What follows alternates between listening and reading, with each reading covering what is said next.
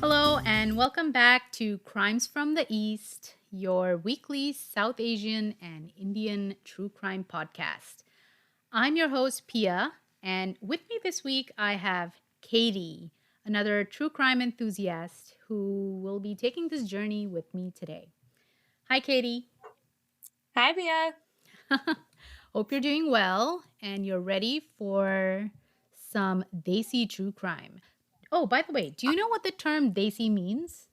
I do not. What does that mean? So the technical meaning of Desi is those belonging to the Indian subcontinent, technically Bangladesh, Pakistan, and India, but it can extend to countries in that general area. So Desi culture, Indian culture, Bangladeshi culture, Pakistani culture. So that's what the word Desi means, and I'm probably going to use it a lot in this podcast. So I thought I'd just bring that up.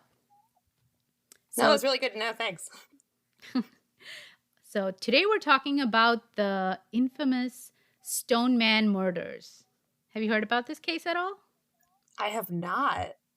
Yeah, so if you look up Indian true crime or Indian serial killers, this one will definitely be in like the top 3 lists of Indian cases. So this one is actually an old case. It's from 1980s and also in 2013 or so, but the killer was actually never found. And that is why everyone's so intrigued about this case. So let's go. First, I'm excited to hear about this, but question. Okay. Why were they called the Stoneman killers? Oh, you'll learn. Give me 5 minutes. You give me 5 minutes and we'll be there. I am so sorry. All right. We'll find out. As you know, this case starts in Mumbai, which is India's maximum city. That's what it's called, maximum city, Mumbai. In 1985, it had a population of around 12 million residents, which is pretty dense if you think about it for a tiny, tiny city. So what is a maximum city? Is a maximum city like a capital? That's just what it's called. Like you have the Big Apple and Windy City and... Oh, so it was just like the nickname for it. Just a nickname. Oh, okay. Mm-hmm. Yeah, maximum city, because everything that happens there is like to the max. To the max. Yeah, like, if you get success, it's to the max. If you hit the rocks, it's, to the max. I love this. I did not know it was called the maximum city, and I'm into it. It's intense. It's intense. Like people from all over India who are kind of aspiring to make it, that's where they head to. They head to Mumbai. It's kind of like the New York City of India. The it place. Yeah. So a quarter of Mumbai's then 12 million population and now 18 million population lives under very harsh conditions. Temporary tenements and slum settlements, as you must have seen online, because that seems to be the one thing that's always highlighted when they talk about India, the slums. There's actually something called slum tourism, where they take tourists to see slums because it's a culture shock, right? You don't see things like that in the Western world. See, I've never been a huge fan of like the poverty porn tourism thing. Right. Like that it's not my cup of tea. Me neither. I am not a fan. But yeah, so a quarter of Mumbai's population lives under those harsh conditions where they have no running water and no private bathrooms. So they have communal bathrooms. It sounds like a very tough life. And it may sound like it couldn't get worse than living in those temporary arrangements, but it actually does, because another quarter of the population actually lives right on the streets of Mumbai. So some of those workers, they are day laborers or cooks or wait staff in small street side restaurants and many other such ad hoc jobs, right, that pay just enough for them to survive. It's virtually impossible for them to be able to afford any kind of roof above their heads. To them, the streets of Mumbai is what they call home, and all they need is a sheet to lay on and call it a night under the twinkling stars that never really seem to align in their favor. So on the streets are thousands of vagrants, rag pickers, So, do you know what rag pickers I are? do not. What is a rag picker? Yeah, it's a term used quite often in Indian media, and I thought that explained that. So basically, these are destitute, poverty-ridden people who they beg for a living or collect trash off of the streets and sell them to. I don't want to call them recycling centers, but that's probably the closest reference I can give you to Okay. explain it. Kind of like how you collect cans and sell them to a recycling center, right? For like pennies and cents and stuff. Sure. So, yeah. So that's kind of like what it is. They make just enough money maybe to grab one meal a day. So, like it is with life everywhere else, there is a strict hierarchy of command and territorial claim over who gets the prime spots to sleep on the streets every night. If you take a drive through the streets of Mumbai tonight, you'll see people sleeping on the pavements, under bridges and overpasses, and even on the road dividers. These homeless people on the streets, they have come here from all over India to try and make it, and they hang on by a thread trying to survive in the rat race of maximum city, Mumbai. Why I'm describing all of this is because the homeless are truly nameless, right? They're nameless, they're vulnerable in some sense, and crimes against them often go unreported. Mm-hmm. Police departments are totally apathetic to their problems, right? Because they're nameless. They don't have a dime to their name, and they don't have any clout, right? There's no one advocating for them, and Right. so So why bother? why bother? Exactly. So no matter what the For the hardships record, for. though, I think Mhm. cops should absolutely bother. I'm not like saying that's okay. Right. I think we get it. We get it, but it's Yeah. just the harsh reality of, of how things I just should wanted to go be. on record being like, why bother protecting poor people? Like, no, that's not what I meant. But like, yeah, no, I see what you're saying. Like, why? Yeah. Why bother? I mean, that's yeah, we're talking from the point of view of the apathetic Right. actors in this story. Um but yeah, so no matter what the hardships are for these millions of residents in India's maximum city, life just goes on, just fine. Nothing really phases the hardy people of Mumbai. It doesn't phase them today, and it didn't phase them in 1985 either. But all of this was about to change in a heartbeat. Because you see, there was a steadily rising body count of murder victims in the city that had the Mumbai police at their wits' end. So, in the summer of 1985, started a series of brutal and horrific murders that rocked the city to its core. It seemed like every few months, the streets of Sion and King Circle, which are two very prominent areas in Mumbai, would wake up to a gruesome sight of a dead body with the head completely smashed in by a heavy rock or a slab of concrete, which lay right there, bloody and silent. It was an unwilling witness to this unspeakable horror. So, yeah, I mean, do you think that if the cops went from not caring to suddenly this like gripping the whole city, do you think they cared because they were worried it would escalate to more prominent or like quote unquote respectable families? Or do you think they cared because they were worried that the people living in destitute would end up rising up and demanding action? This is a personal opinion because I have no idea how things officially work, but in my opinion, I think the only thing that would be fueling the police to take any action would be public pressure and the fear of fingers being pointed at them and saying, you guys aren't doing your jobs, you're being ineffective, it looks bad, right? Murders are never good for any city. So Right. at some It point, could they do ultimately have to affect care. tourism. Yeah. So the police would document the cases and just move on with their day. Like, okay, another nameless street person's been murdered, whatever. Just write it, just note it, and move on. They couldn't trace the identities of most of the victims as they were homeless and nobody would show up to officially claim the bodies. And they got no help from the other homeless people in that area because they were understandably super wary of working with the police. Now, it is an Yeah, and probably uncommon, scared of retribution, you know? Like, yeah. oh, if we help, we might be the next victim. Not only that, but it's not uncommon for them to be picked up by the police on suspicion of random crimes and petty theft, etc. So why would they risk drawing attention to themselves by coming Mm, forward and try to share whatever little information that they might actually have about the victims, right? So if something yeah. happens, say something happens in the Sion area, like a store gets broken into, the first thing the cops are going to do is round up most of the people who are living on the streets in that area and squeeze them for information. Right. And I mean, a lot of times it's pretty brutal. Like they will beat them, and there's all kinds of police brutality that goes on unofficially to try and get information out of these people. So the relationship between those on the streets and the police is, I would say, non-existent. So when did the police start to think it was like one person or that they were all connected?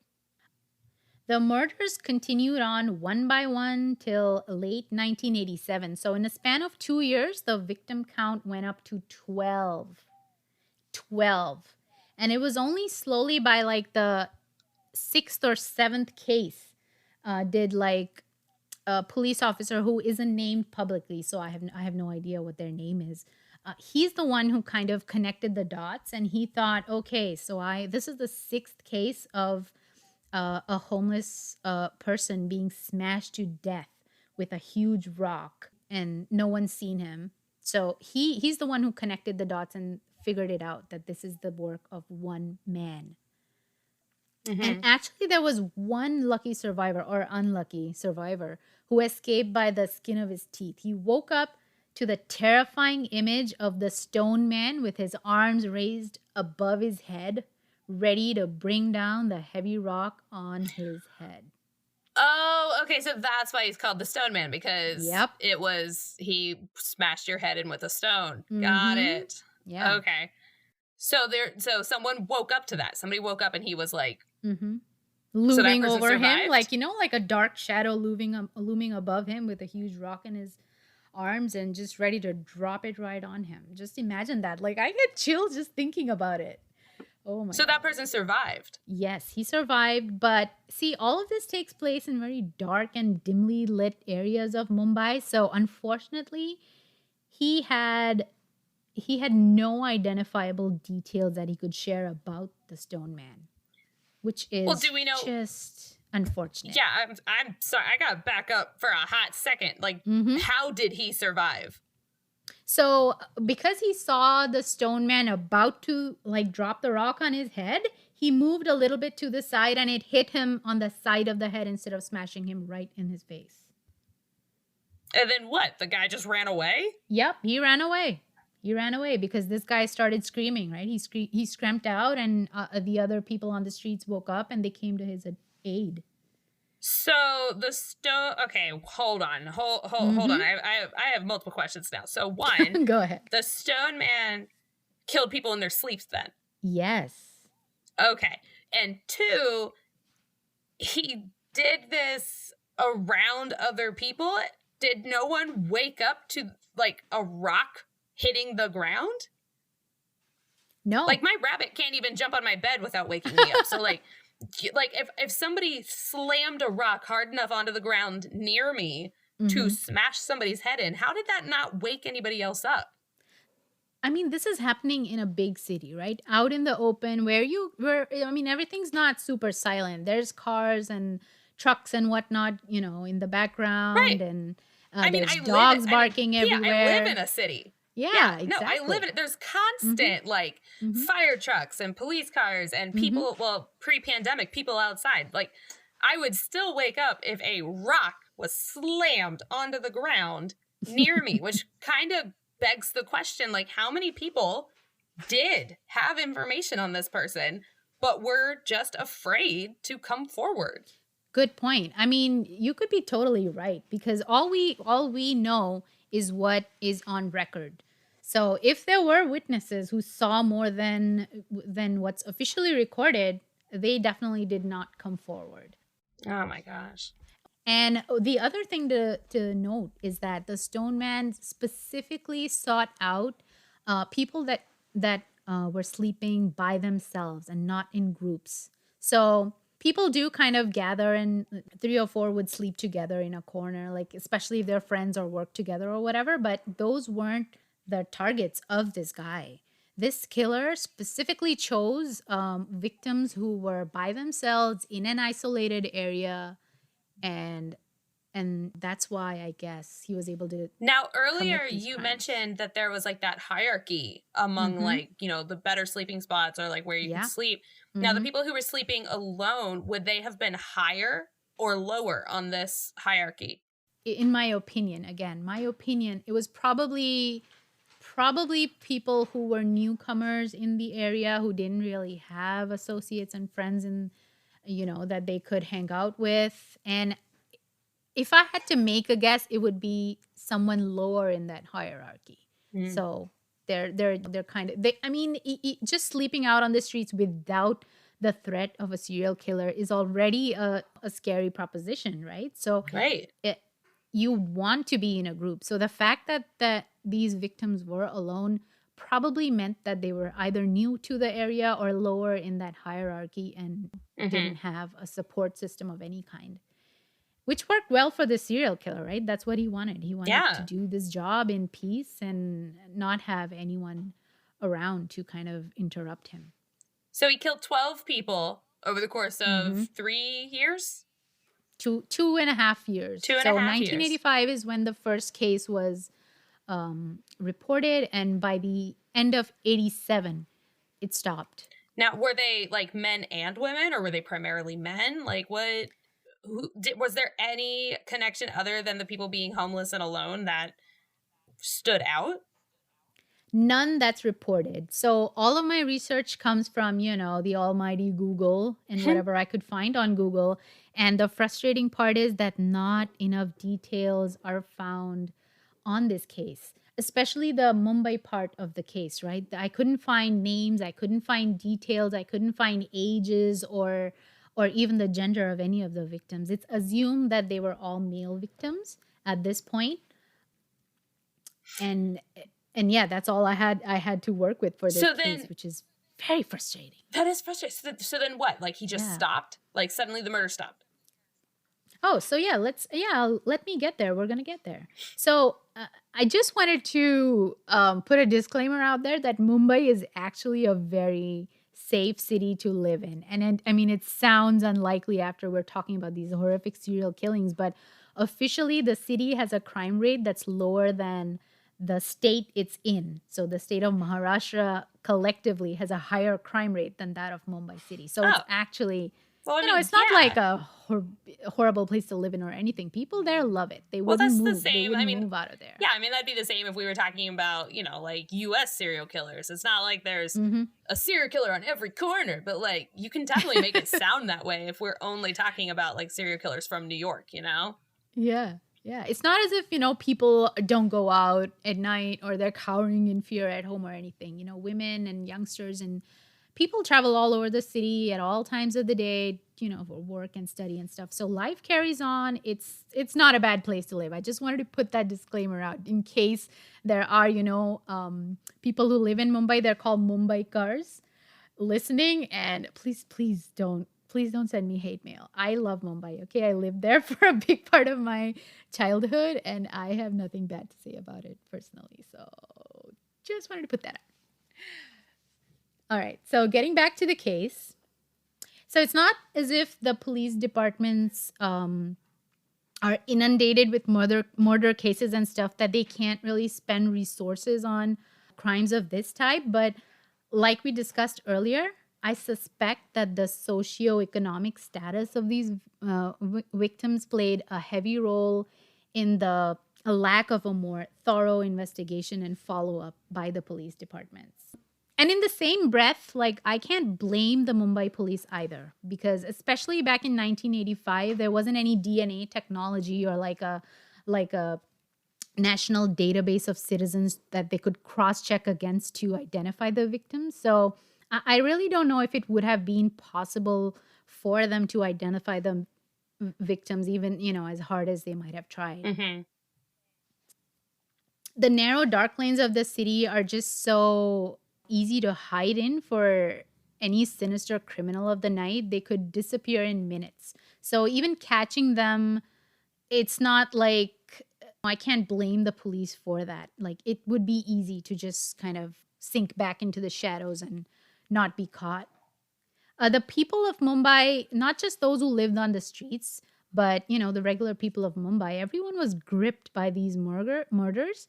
Families feared going out at night, and they dreaded reading the newspapers because they're like, we're going to open the newspaper and there's going to be another murder in there, right? Mm-hmm. The ones who did sleep out in the open, they started to sleep in bigger groups for safety and would have designated what do you call them, like watchouts or lookouts, who would stay up all night and make sure like the group is safe. Yeah. So it did affect life in Mumbai for those 2 years. Yeah, go ahead. You wanted to say something? Oh yeah, I have questions. So go ahead. Yeah, so you said 12 victims over 2.5 years. Were they equally spaced out?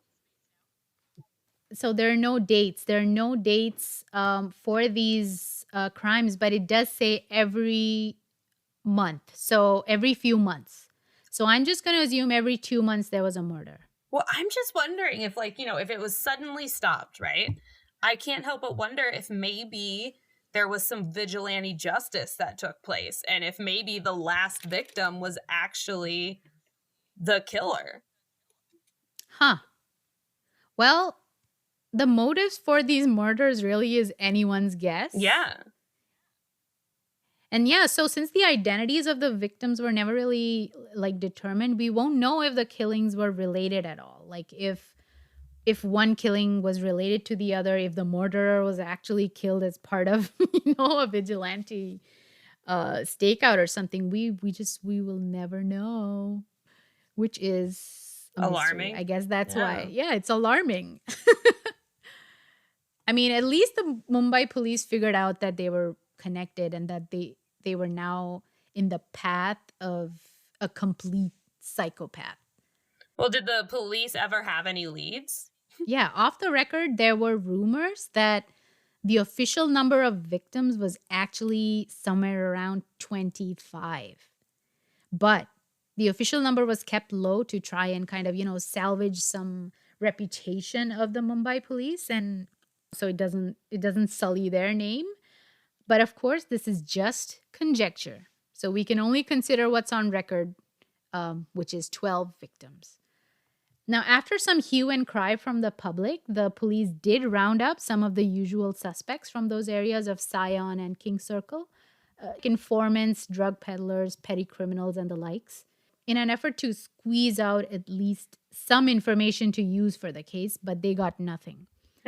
However, as a result of this roundup, what they did get is a lull in the killings. So after they did the roundup and kind of made a big deal about it, things stopped.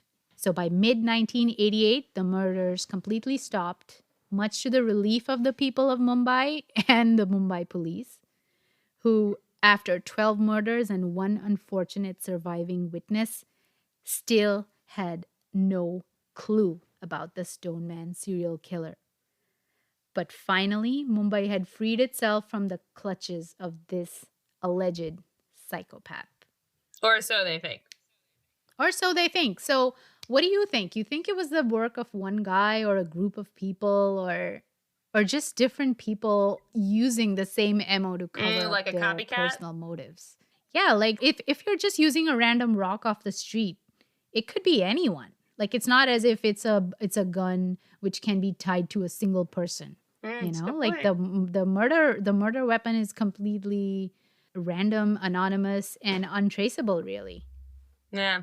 I think it's, I don't know, from what you've told, I can't help but feel like it's one person, and that they were taken care of by the populations, especially if they were having stakeouts, like not stakeouts, but like if they had larger groups and people staying up to like watch and protect the group and they were taking shifts, then it's hard to believe that the population didn't know more than they were letting on. Right. That is interesting. I wish like we had, some kind of a cold case unit or private investigators or something who could dig deeper into this. But can you imagine trying to find the people who lived on the streets in It 1985? it would Like be nearly impossible. That would be so hard. yeah, it's absolutely impossible. They're not going to be on the same corners and streets in 2021. They're probably either deceased or moved on in life, moved to a Mhm. different place. Maybe they bettered their lives for all we know. Right. But yeah, it's just because of the nature of the victims and the community around them, it's just impossible to kind of go back and try and solve this case. So is this something Um, people still talk about in Mumbai, or is it kind of just like forgotten about? I would say it's forgotten, but not completely. If you talk about, hey, have you heard about any serial killer in India? This is probably the number one case people who lived in Mumbai at that time would bring up because it was it was looming over everyone's heads, right? Like they were consumed by this, by the fear of the Stoneman. Even if they weren't in the path of the Stoneman, if they weren't living on the streets, there was still this fear that someone so crazed and so cruel was hunting on the streets of Mumbai. It kind of feels like he's violating your happy place, your safe space, your Well, city. I mean, did the cops release any kind of like profile? Like I know anytime that there's a series of murders here, it's like, oh, the victims were, these were like crimes of passion or just anger or Hmm. just random. Hmm. Like was so they were brutally murdered by being smashed in the head with a rock, but did anything else happen? So, Katie, if you thought that this is the end of the story, you'd be wrong. Okay. Because starting sometime in 1989, similar brutal murders began to happen in the city of Kolkata in the state of West Bengal. Now, how far away from Mumbai is that? I think it's like 1,200 miles apart, and it's in the northeast of India. So, yeah, Mumbai's on the west coast, and West Bengal's on the eastern coast. So, But I guess I'm just thinking, like, okay, if is that like a 12-hour drive, or are we talking he had to fly to there? If we think it's the same person, if we think they're connected, like, what's the? so the most common way that people travel in India, at least larger distances like this, is through train. Mm. So yeah, we've traveled from Mumbai to West Bengal quite a bit since I did have family that lived there, and it took 2 nights and 2.5 days to get there by train. Okay. So 2 years later, similar murders start popping up across the country. Hmm. Across the country on the eastern coast, in the Howrah Bridge area of the 300-year-old capital city of West Bengal, Kolkata. So were the victims like the same? Was it like the homeless population with a rock when they're Hmm. sleeping? Exactly the same. So Mm-hmm. the first officially reported murder occurred in the June of 1989. And I seem to find a lot more details about the murders in Kolkata than I did about the murders in Mumbai. Mm. And I am so thankful for that. But surprisingly, the most comprehensive source of information that I could find on these murders was archived articles from the LA Times, written by Mark Feineman, and one by the Orlando Sentinel. So you can imagine that these cases were not only gripping, the population of India, but had made their way all over to the U.S. as well. I mean, if LA Times is covering this, it Yeah. must have been big news. So what happened then? Yeah. I'm going to just read out a couple of notes from that article. So Mark from the LA Times says, the Stoneman's first victim in Kolkata, after all, was a woman who had made her living by selling moonshine on the street.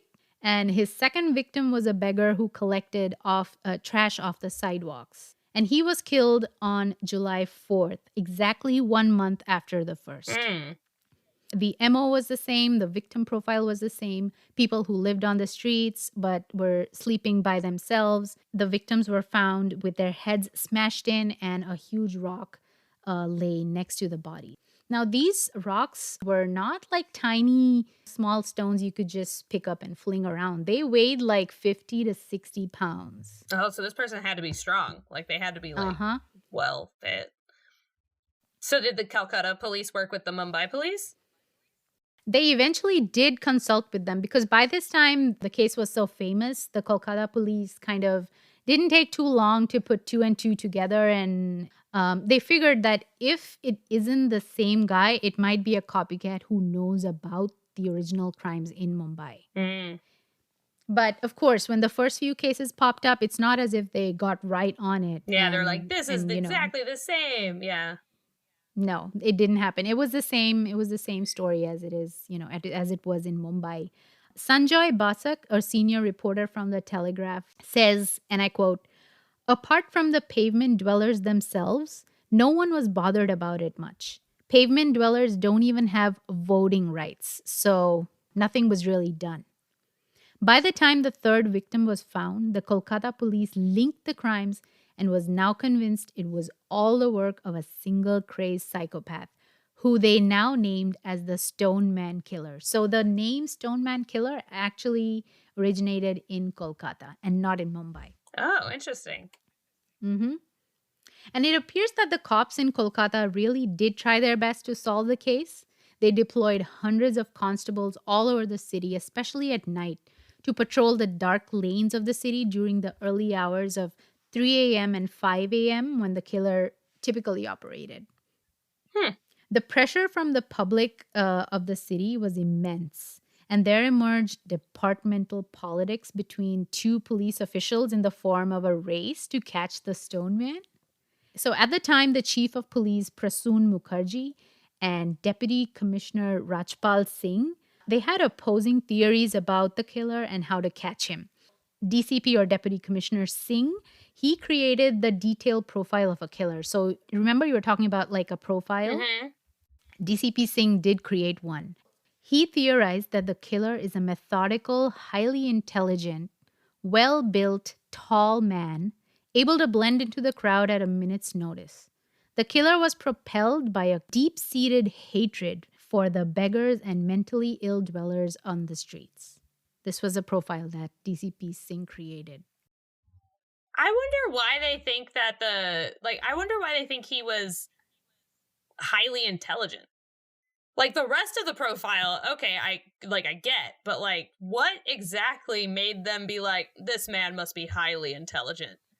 I think the fact that he was able to sink back into the shadows and he wasn't caught, I think maybe that's what made them think he's intelligent. Because if you're simply crazed and in that state of hatred and anger in that moment, you might not be able to figure out how to escape. But if you're cold, calm, and collected, and you have your plan set out in your head, like, I'm going to find this guy, I'm going to bash his head and then run off in this direction. All while, there's hundreds of constables patrolling the area, mind you. So he must have been pretty, well, I mean, I don't know about highly intelligent, but he was definitely organized. Yeah, organized. At least that's sure, what I think. But yeah. Mm-hmm. Okay. So Mr. Mukherjee, who was the opposing police official on this case, so he supposed that some form of tantric black magic rituals involving human sacrifice may have been the driving force behind these brutal slayings. What? Mm-hmm. Why would he think that's creepy. That? So the murders had all occurred on either Saturday or Tuesday night, which were considered sacred days for the goddess Kali. Goddess Kali is often worshipped by tantric followers as a powerful slayer of demons and a bringer of justice of sorts. And I don't know why he thought this was the case, but that was his profile. I mean, it's creepy and... I mean, yeah, it's creepy, but it could have also just been those were his days off. It just seems really like I don't know, like a stretch, Mm-hmm. He was reaching for sure. Yeah, like you had nothing else to go off of. Like if somebody in I don't know, in the US just killed people on Sundays because that was their day off. And then suddenly someone was like, oh, they must be like Christian and like sacrificing them for because this like Sunday's Jesus's day or something. It's like that just seems like a stretch, you know? I mean, to give you a little bit of context on that, it isn't like out of thin air that he pulled that theory. There is a history of tantric black magic rituals in India, and they do happen. I mean, it's not common at all. It is very rare. There are cases that pop up every so many years where families are just completely blindsided and they follow superstition. They go to these tantric voodoo con men, godmen, and they pay for these services for black magic to be performed, like exorcisms and rituals for attaining all kinds of wealth and power and Okay, sure, but relationships and still, things like that. what makes him think this guy was doing that? I think maybe the brutality of it all, right? Maybe. Like, so usually serial killings are not that common in India. So I think serial killings are a thing in America. I think the highest number of serial killers are in America. But in India, it's not that common. Violent crimes that you would see would usually involve robbery, home invasion, or crimes of passion, things of that nature. But serial killings that were this brutal and macabre were not common. So I guess he kind of connected the dots, like human sacrifice might be an answer since it's not something that happens that often. I don't agree with his profile though, but you can never say. I don't know. I mean, maybe yeah, it was this guy some was never caught, then psychopath we who don't know. we don't know. It could be that the psychopath thought he was sacrificing his victims to gain some kind of power. Maybe he thought that way. We don't know. Yeah. So, despite the show of force by all the midnight patrolling and rounding up of petty criminals every week, the Stoneman was never caught.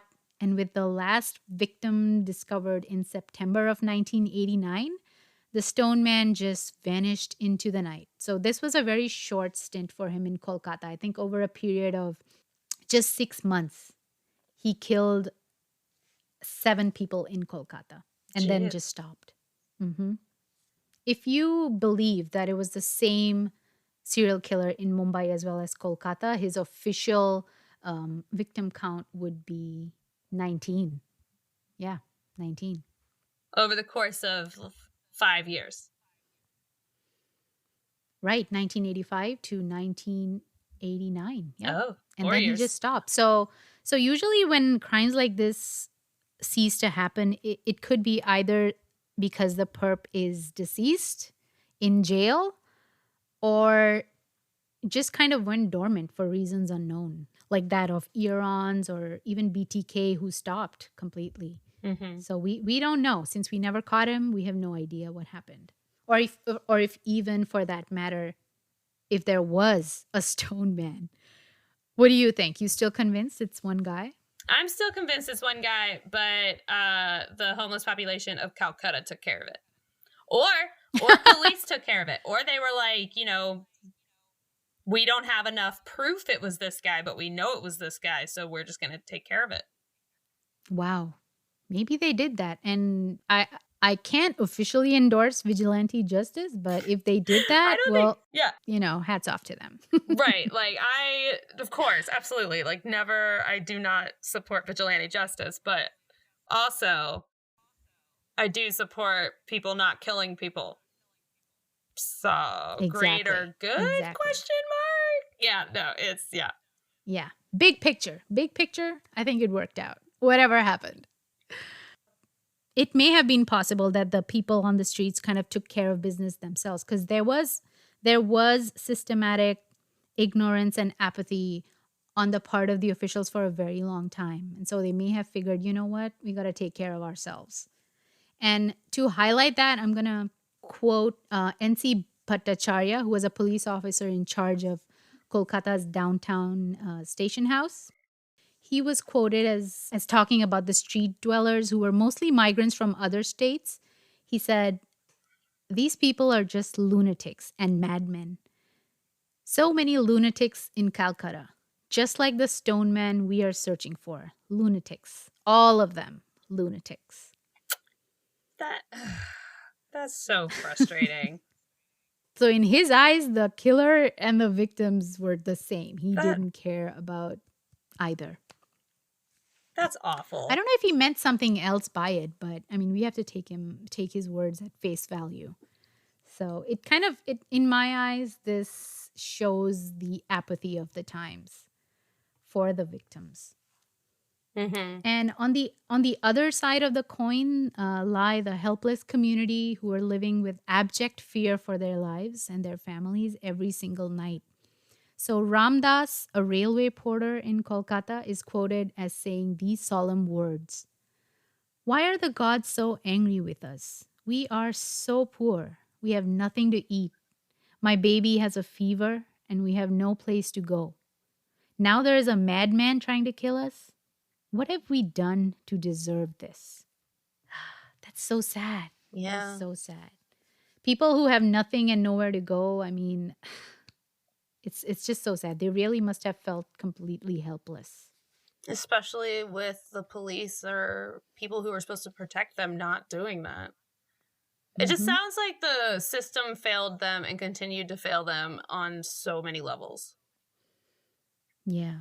But like I said earlier, I wouldn't completely blame the police for not catching this killer either because of the circumstances, right? Because of how unpredictable um the location of these murders were, right? Now the streets of Mumbai and Kolkata, there's so many twists and turns and dark alleys and little nooks and corners where people lay down for the night. It would be virtually impossible for the cops to monitor every single Yeah, but it also sounds location. like they didn't really try that hard. I mean, if this was in the 80s, Hmm. there were camera systems in the 80s. There were, stakeouts people could do. There were traps you could set. It just seems like it was like they did the bare minimum. At least like that's what it's sounding like right here. I mean, keep in mind I have not looked this up, but like it does sound like they just did the bare minimum and called it a day. So from what I'm reading online, it seems like the Kolkata police definitely did a whole lot more than the Mumbai police did. So I would give them a little more credit. They did Yeah. deploy like hundreds and hundreds of constables to patrol the streets at night. And I think, some effort is better than no effort, even if it was for show or whatever. But Yeah, and they had less murders overall and it was a mhm, shorter time stint. So, yeah. you know, So I guess whatever they did do maybe deterred the guy or mhm. yeah, he left or stopped or whatever, but he saw the show of force and that was enough to stop him. So I'd give them a little credit. Yeah. Yeah, so 1989 was the last time the Stoneman was seen in Kolkata. Now, there have been reports as recently as 2013 that Stoneman like killings popped up in the city of Kolhapur in the state of Maharashtra. And I think there were like 12 victims in Kolhapur as well. Same victim profile, same MO, rock smashing the heads of people sleeping on the streets. I would say this one would have to be a copycat though. Just Hmm. because 30 years later, like this guy was already an adult, that would put him in his 60s. Like if he was like 30 when it happened, like I don't know. I feel like the anything that happened more recently would have to be a copycat. So, you want to know something? What the Kolhapur police came up with? Since the killings mostly took place around the railway station in Kolhapur, they put up this mannequin. They put up this mannequin right outside the station next to, a couple of shops, and they put these raggedy old clothes on the mannequin. And their plan was that this mannequin would trick the killer into attacking, and that's how they would trap Oh him. my gosh. This is- I mean, did it work? no, no, it didn't because it looks like a mannequin. Oh my Wait, gosh. Who would do that? You know what, though? They tried, I guess. Like, I'll give you a Did B they? for effort. Oh man, I just burst out laughing when I read that because I was like, who are they fooling? You know, They even watched Home Alone and thought it was a great idea. can you just imagine that poor mannequin standing there like, oh my God. But also, it was standing. They didn't even put it laying down. Like, come on. Yeah. I mean, I don't know. Maybe it was laying down, but if there was a cop sitting there at all times, like 24/7, maybe they had a camera, looking at the mannequin. I couldn't find that bit of information, but okay. Now that I think about this calmly when I'm not laughing, maybe it was a good idea. But it didn't work. They weren't able to catch him, and the killings did stop, but not until the 12 more victims. So it seems to be a repeating phenomenon. Mm-hmm. So either copycats or maybe it's the same guy. Who knows? He's really strong old serial killer. Hey, it's important to stay physically active as you age. So maybe he did. Stop killing. We don't. Yeah. Also, don't kill people. Don't kill people. Killing is bad. Yeah. Well, that's pretty much it. That was the Stoneman murders. So, question. All right. I know in the U.S. at least, it seems like for a while, movies and books were made about serial killers. So, were there any movies made about this guy? Yes. So there were 2 movies made about this case. One is called The Stoneman Murders. As you would expect, this movie is about half and half fiction and reality. So the person who made this movie, I think his name is Manish Gupta, and he says that his work of art, so to speak, is 40% truth and 60% fiction. It is a really engaging movie. It is a good movie. I mean, I've watched this. I was going to ask, like, is it a good movie? Like, yes, it is. It's a good movie. And it will give you a better idea of about the tantric ritual, the creepy part that I was talking about earlier. It will give you a good idea because they explore that in detail as well in that movie. So take a look. I highly recommend this movie. I hope you enjoyed listening about this creepy serial killer, Katie. I did. That was very fascinating to learn about. I'm gonna have to watch this movie. I'm not gonna lie. It is available on Amazon Prime. And if you don't have Prime, I'm pretty sure you can find it on YouTube. All right. So I guess that's the end of this episode. Thank you so much, Katie, for being part of this journey. I hope I was able to answer at least some of your questions. And yeah, thanks for sharing your the story with me. Thanks for telling me a story. It was depressing and awful, but I learned something. Well, I'm glad I could bring this story to you. All right, guys, that was the Stoneman murders. I really want to thank Katie for coming along on this journey, and I hope to have you back for another case, Katie. If you enjoyed this episode today, follow Crimes from the East wherever you listen to podcasts. And I'll see you again next week, right here at Crimes from the East, your weekly dose of criminal masala and spice. Namaste.